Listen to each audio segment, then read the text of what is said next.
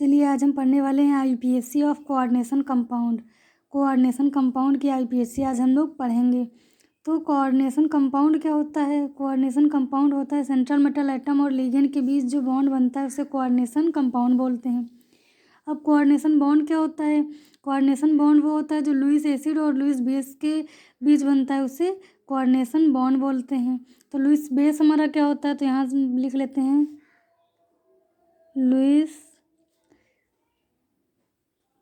Lewis base लिख लेते हैं। अभी आप लोग को पता चल जाएगा, ठीक है? पहले आप लोग देखते रहिए फिर समझ में आ जाएगा। वाटर हो गया, कोबाल्ट हो गया, ठीक है, ऑक्सीजन Cn हो गया, NH3 ये। और लुईस एसिड क्या होता है हमारा? Lewis acid Fe2+, Fe3+, Cu2+, ETC, ठीक है, ये हो गया। तो लुईस बेस हमारे ये हो गए और लुईस एसिड ये हो गए। तो हम क्या कह रहे हैं? कोऑर्डिनेशन बॉन्ड वो होता है जो लुईस एसिड और लुईस बेस के बीच बंद होता है, उसे कोऑर्डिनेशन बॉन्ड बोलते हैं। तो यहाँ पे हम देखिए एग्जांपल से पढ़ लेते हैं। जैसे ये हमारा है कोबाल्ट NH3 Cl3। तो देखो ये कोबाल्ट हमारा क्या है? मेटल है और ये लिगेंड है। लिगेंड हमने उस दिन आपको बताया था। लिगेंड क्या होता है? लिगेंड वो होता है जो ये मेटल और इसके मॉलिक्यूल्स के बीच जो जिस बॉन्ड से जुड़ा होता है, जो जुड़ा होता है उसे लिगेंड बोलते हैं, ठीक है। तो हम यहाँ क्या बता रहे हैं? कोऑर्डिनेशन बॉन्ड बता रहे हैं कि मेटल और लिगेंड के बीच जो बॉन्ड बनता है उसे कोऑर्डिनेशन बॉन्ड बोलते हैं, ठीक है।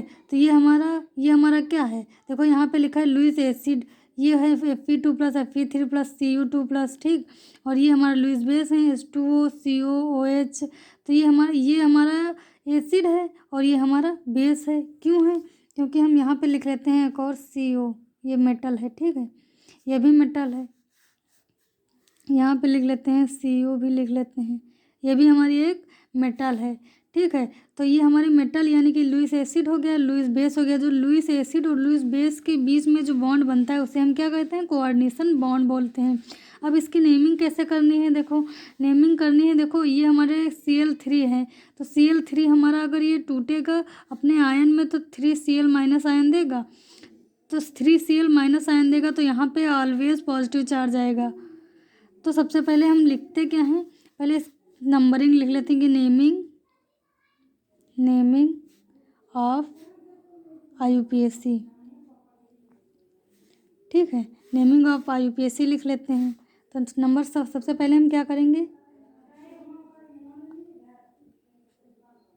Always name the cation first या एनायन लास्ट, ठीक। एनायन ऑलवेज लास्ट में लिखा जाएगा और कैटायन फर्स्ट पहले लिखा जाएगा। नंबर 2 लिख लेते हैं हम। If complex positively charge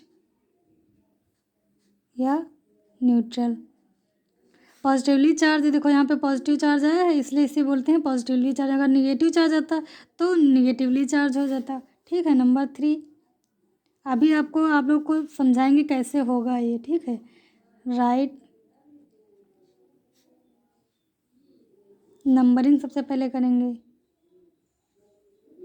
numbering of ligand की नंबरिंग करेंगे। सबसे पहले मैं यहाँ पे लिखेंगे कैटायन, यहाँ पे कैटायन नहीं तो कैटायन नहीं लिखेंगे। फिर लिगेंड लिखेंगे, लिगेंड की नंबरिंग, फिर लिगेंड का नाम लिखेंगे, फिर क्या लिखेंगे? यहाँ पे लिखो नंबरिंग लिखा है ना, तो राइट नेम ऑफ लिगेंड लिख लिया, ठीक है। फिर उसके बाद क्या करेंगे? If more than one ligand, यानी कि एक लिगेंड से ज़्यादा है लिगेंड, तो उसको कैसे लिखेंगे? राइट देम इन अल्फ़ाबेटिकली, तो उन्हें अल्फ़ाबेट से लिखेंगे। फिर नंबर 6 पे क्या करेंगे, then write the name of metal followed by oxidation state of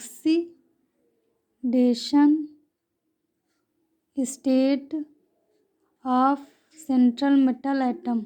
ठीक, सेंट्रल एटम की स्टेट लिखेंगे। ये हमारा देखो, ये कितने टॉपिक हैं, 6 टॉपिक हम पढ़ के उसके बाद हम IPSC निकाल सकते हैं। अब देखो इसकी सहायता से हम इसको निकालते हैं।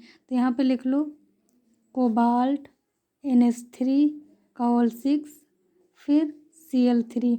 तो यहाँ पे Cl3 माइनस वो है निगेटिव, तो निगेटिव यहाँ पे टूटेगा तो 3Cl माइनस आएगा, तो 3Cl माइनस के इसका आयन में टूटेगा तो यहाँ पे पॉजिटिव चार्ज आएगा। ठीक है, तो पॉजिटिव चार्ज आएगा। सबसे पहले हमको क्या यहाँ पे लिखा है, always name the cation first. सबसे पहले कैटायन का नाम लिखेंगे, तो यहाँ पे कैटायन यहाँ होता है, तो कैटायन यहाँ पर नहीं है, तो अब हम उसके बाद लिगेंड लिखेंगे। उसके बाद नंबर 2 पे क्या कह रहा है, ये कॉम्प्लेक्स पॉजिटिवली चार्ज।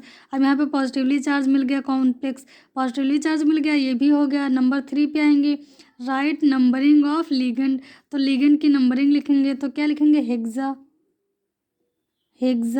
यानी कि 6 है, तो 6 को क्या लिखते हैं, आप लोग को पता ही है, हेक्सा लिखेंगे। ठीक है, अब यहाँ पे कहाँ पे, राइट नंबरिंग हो गई। फिर नंबर 4 पे आएंगे, राइट नेम ऑफ लिगेंड। तो लिगेंड का नेम लिखेंगे, तो यहाँ क्या एमीन लिखेंगे, हेक्सा एमीन। फिर ये एमीन ही तो है हमारा, फिर हेक्सा एमीन हो गया। नंबर 5 पे आएंगे, इफ़ मोर देन 1 लिगेंड, यानी कि एक से ज़्यादा लिगेंड। तो यहाँ पे एक ही लिगेंड है, मतलब सेम तो एक ही है। अगर डिफरेंट होता तो उसका अल्फ़ाबेटिकली उसको लिखते। ठीक है, तो इसको एक ही लिगेंड है, यहाँ पे NH3 सिर्फ दिया गया है, तो इसको हेक्सा एमीन लिख दिया। फिर नंबर 5 पे आओ, नंबर 6 पे, फिर राइट देम इन अल्फ़ाबेटिकली, वो हटा दिया। फिर नंबर 6 पे, then write the name of metal. तो मेटल का नेम लिखेंगे कोबाल्ट हो गया। फिर उस क्या कह रहा है, ऑक्सीडेशन स्टेट द्वारा लिखेंगे, तो इसकी हम ऑक्सीडेशन स्टेट निकालेंगे। तो कोबाल्ट की ऑक्सीडेशन स्टेट निकालेंगे, तो इसको मान लेंगे X। फिर प्लस लगाएंगे, प्लस लगा लिया। फिर ये हमारा क्या, NH3 न्यूट्रल होता है, कोई चार्ज नहीं होता इस पे, NH3 पे, तो इसकी ऑक्सीडेशन स्टेट 0। फिर प्लस लगाएंगे, फिर ये हमारा -3 हो जाएगा, -3 = 0, तो ये X = 3 हो जाएगी, यानी कि इसकी ऑक्सीडेशन स्टेट 3 आ गई। तो हम लिखेंगे हेक्सा एमिनो कोबाल्ट, रोमन अंक में लिखेंगे 3rd।